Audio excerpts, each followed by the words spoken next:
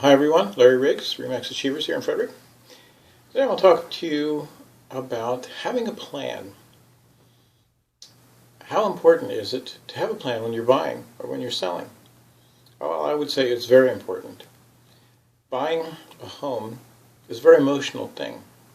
And the thing that you want to do is have a balance between emotion and your needs or logic. Let's say you're a first-time buyer. You have a dream of the house you want, that beautiful setting, the wonderful master bedroom and all sorts of features, the granite counters. Maybe that's a lot of your range, or at the top of your range. Should you necessarily buy at the top of your range? Again, it's worth sitting down and making a plan. That dream house you want, maybe it's best to make that the second or the third house you buy, not necessarily the first. Develop a plan. Or what if you're an investor? What are you trying to accomplish?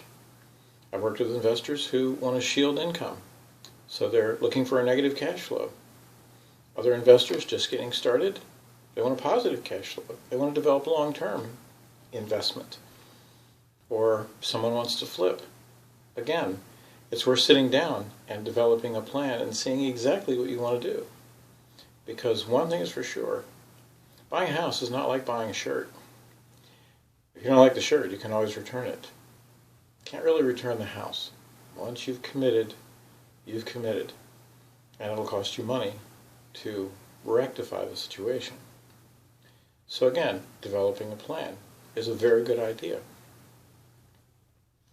I like to sit down with my buyer clients before you do all your online searches, and I know that's asking a lot because you probably already done your online searches before you even called me.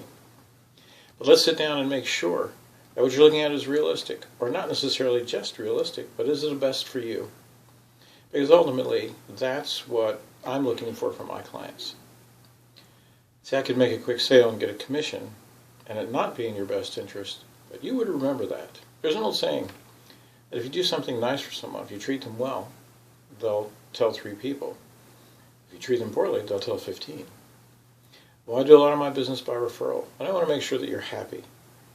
And if I sell you a little bit smaller house than you initially thought you wanted to start with, a little bit less commission, that's okay with me. Because what I'm looking for is a long-term relationship, and I'm looking to do something that's going to be in your best interest.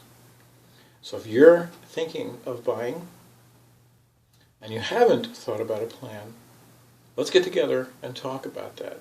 Let's see what's in your best interest, what kind of financing you want, what is your long-term plan as far as how long you're going to be in the house, because that also depends on what you buy and how you structure it. Do you do a 15-year mortgage? Do you do a 30-year mortgage? What's in your best interest? Do you pay a lot of money up front or accelerate your payments? Because again, that may not be in your best interest, but that would depend on the specifics of your circumstance. So again, let's sit down, let's talk it through, and then let's look